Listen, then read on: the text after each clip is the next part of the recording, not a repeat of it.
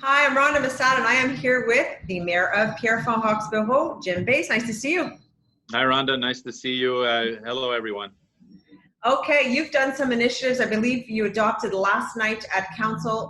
You urged the SPVM to proceed with the deployment of portable cameras to meet the commitments in terms of police arrests for the year 2020. What brought that on, and how did it go? Well, look, it was actually Monday night at Council, and we did it along with a couple of other boroughs throughout Montreal. And this really follows the initiative that we had put in place with a motion that was presented in Montreal Council by our colleague Abdelak Sari, who is a councillor in Montreal North. And it was seconded, of course, by our own M.Benoit Langevin. And so what we did was, when we presented that in Montreal, of course, we always want to be in a proactive approach. We don't want to be in a reactive approach in how we are right now. And the idea was to follow really the initiatives of what was put in place in 2016 when a pilot project was deployed, where cameras were initiated with some officers with the SPVM. And we knew that at that time, once that was done, there was almost 70% of the police officers at that time that were favorable to implementing a system of cameras, when they work. And then we had the election, of course. And then following the election, the administration in Montreal, again, I don't want to be political in any way in anything that I'm saying. I'm trying to be as factual as I can.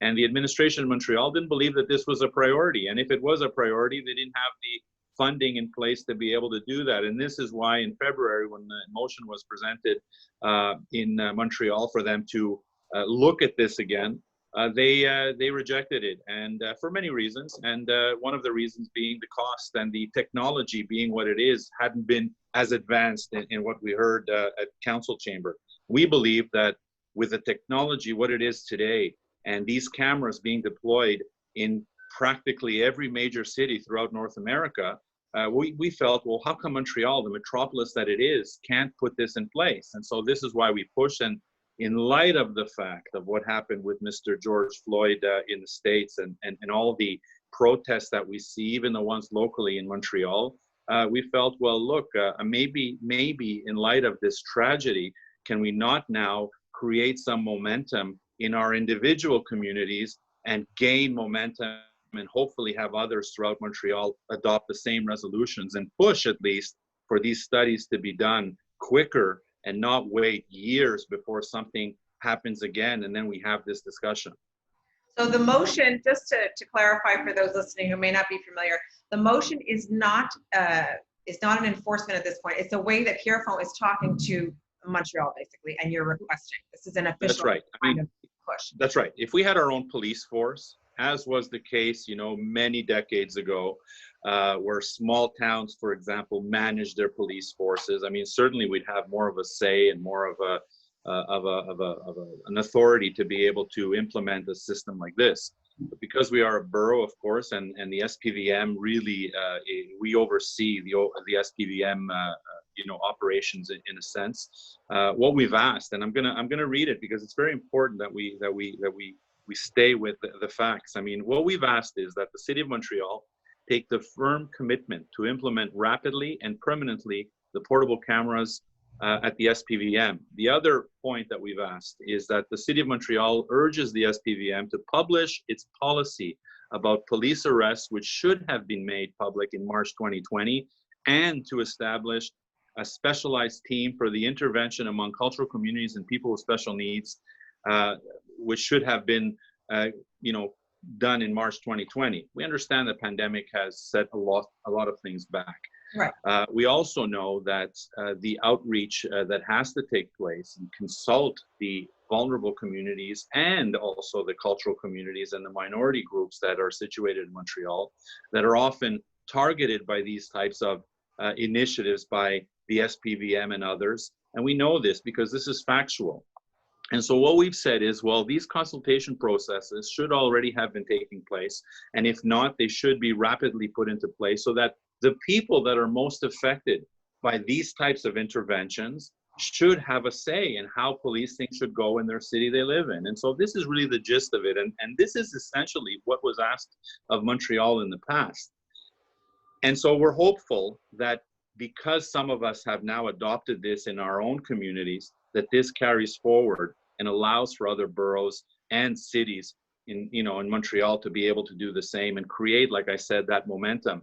And if anything, a dialogue around this whole thing and allow for people to have a say. And we've heard many are positive. If everyone that I've spoken to talked about this motion, everyone that we've spoken to locally, whether it be formally or informally, are for the deployment of cameras with our SPVM.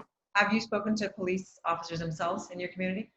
Look, I spoke to our commander, and as I do on a regular basis here in our territory, and they are also, he tells me, the police officers, understand the necessity of having cameras. They are favorable in most part to having a system put in place to be able to, video the interventions. It's an accountability thing. I mean, we need to keep everyone accountable, not only for the police, but also for the people that are being stopped on a regular basis to make sure that there is video evidence. I know today everybody has their cell phone and there's video virtually everywhere and anything that we do. But I mean, this is something that the courts could use, that the police ethic boards could use. I mean, that can protect everyone and have everyone accountable when these types of systems are put in place. And so how easy would it be if a police officer had a camera during an arrest and then goes both ways? We also have to expect that it's unfair in a way because the police officers are busy. They don't have a phone to video themselves. So their side of the story doesn't get told. Now this would clarify everybody. It's clear as day. We have to also be clear. You're right on. And what we really have to clearly state here, that this isn't an issue that affects the majority of the police officers that do an extraordinary job under probably very difficult conditions at times. This is a minority of officers that we hear about and we see on the news that act the way they do and probably impose a lot more force than is necessary a lot of the cases, and us not being police officers, it's very difficult for us to understand, the type of work that's involved and the pressure and anxiety that it causes during an arrest and all of that. What we do know, however, that there are a few officers that on occasion we see more and more of because of the social media and the ability to videotape virtually everything in society today. We're exposed to this more often now, and it was probably happening long before this. And now, and only now, are we seeing this more often because everyone has the ability to do it. And so we're saying, well, why don't we keep everyone accountable and at a level of transparency that everyone can understand and everyone can make their own decision at that point. Right now, we're sort of getting bits and pieces everywhere. We're seeing protests. We're understanding the message of the protesters. However, this seems to have no end because it keeps on happening, particularly with our Black community and people of color and minorities that are throughout North America, and not necessarily only in our neighborhoods and in Montreal. Are you experiencing a lot of this problem in your borough? Well, look, I mean, I can't say that there's a lot of this type of these types of problems within our community that we necessarily hear of. We know that through the local nonprofit organizations that are connected with the minority groups, if you will, have voiced their concern as well. And they know within their membership and within their communities that they have, a problem with police stopping them and racial profiling, which they've said doesn't exist. Again, at large, it may not exist, but for the few that it does, well, maybe this is time that we address this. And I hate always being in a reactive sort of state. And this again seems to be what we're doing across the board, not only here, but throughout North America. Why can't we be proactive as we were in 2016, where we had a pilot project in place, where we saw that the officers adopted the use of them in high majority, and then move from that? You can't tell me that technology being what it is, look at us today on Zoom doing this video cast, and you can't tell me that technology doesn't exist, to put a camera on yourself and videotape the action that you take when you arrest someone, and the vice versa with our phones. It's the same thing. I mean, so I'm not that technically savvy. I don't have that wherewithal necessarily, when it comes to IT. But I do know with what's happening in society that all of this is possible. And if it's a cost issue, certainly as we do in our own personal homes, as we do here at the borough and at the city at large. I mean, I was in charge of procurement. That was one of my files when I was on the executive. I mean, we're managing billions of dollars.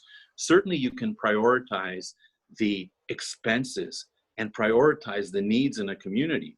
And if we feel strong enough collectively as an elected body and as an administration that this is a priority for Montrealers and for the well-being of society and of the people that it hurts the most, are minorities primarily, Right. well then we budget accordingly. And we cut in areas to be able to have the money to be able to do this, knowing that it could help in social peace and have people feel at ease when the police officers are around and not worry about what could happen. And the police officers themselves. No question about it. There would be no confusion. No question about it. There are many, you know, like I said, the majority are devoted, wonderful people who get it right and who do it right. Yeah. And they understand, you know, the stress that it causes on them now as well, because when you see incidents like this, certainly you put everybody in that same boat and you say, well, they're probably all like that. And we know, and I know, being someone in community for decades, I mean, the police that we have here locally do an extraordinary job. We have good people. But there are incidents, unfortunately, that lead us to talk about what we're doing today. And if anything, creates a dialogue and allows for people to express themselves. But it can't end there. It has to be, you know, when you look at the police force, when you look at cities, when you look at the fire department, there is an equal representation with the people that live within these communities, probably for many reasons. But one of the reasons is, well, if you had more people within our communities represented at these levels of authority, if you will, and I use again authority loosely, I mean, but you have people at least that can contribute to the well-being of society if they also work in these positions to have a say as well with what's going on. And often that isn't the case. And so we really have a lot of work to do still at that level. Imagine we're 2020 and we're still talking about this kind of stuff. Yes, it is ridiculous, actually. So do you see this happening in the summer months? Do you see this coming through? No. And realistically, I have to say, and sadly, what we hope is, yes, that they jump on board. What we've been hearing, what I've been seeing in the press, I mean, again, it's not a political thing. It's an issue that we believe in here in a community, and hopefully it creates some pressure. But what we hear is that, yes, they are analyzing. Yes, they are willing to analyze. Yes, they are looking at it. But, you know, sometimes we got to just do things, especially when it involves the safety and security of citizens, and not always wait for somebody to decide for you. We have all the measures and the tools in place for us as an administration in Montreal to be able to decide accordingly. How many more facts do we need to be able to decide these things? And so, yes, we have what it could cost. Yes, we know, and we have experts that can decide the type of technology in consultation with the citizens and, of course, the SPVM, because they're the ones that are going to be wearing the stuff. So find out and put everybody together, have these consultations, which haven't happened yet, and allow for everybody to voice their opinions and make it happen. And if it is a cost issue, well, then prioritize your expenses to make sure that it fits within your budget and you're able to do it. And if not, at large, pick pockets within our communities in Montreal that seem to be right now problematic, where we have the minorities in these communities that are saying, wait a second, why are we always stopped, for example? Well, then let's focus on some of these communities like we did in 2016, for example, and then have something come out of that. And then go further and have a 5-year plan, for example, and say, well, within 5 years, we hope to.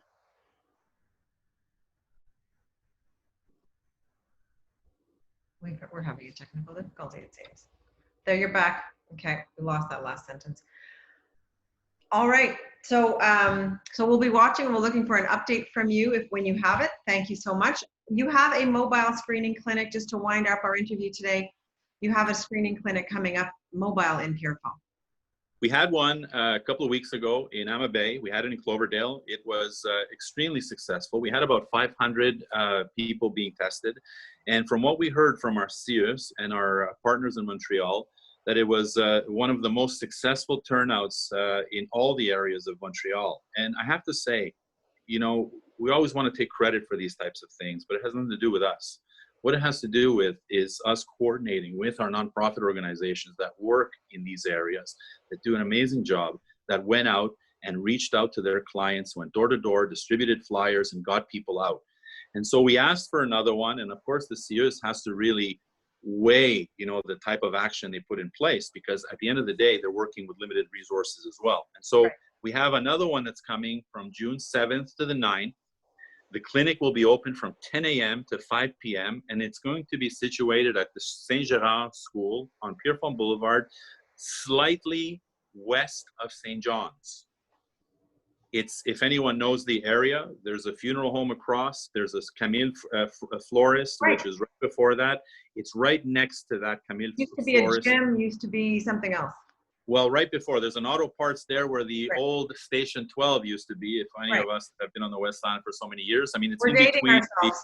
It's in between the florist and the auto parts. So the school is situated there, and we urge you to go on our social media, to go on our website, to go to the CIUS sites.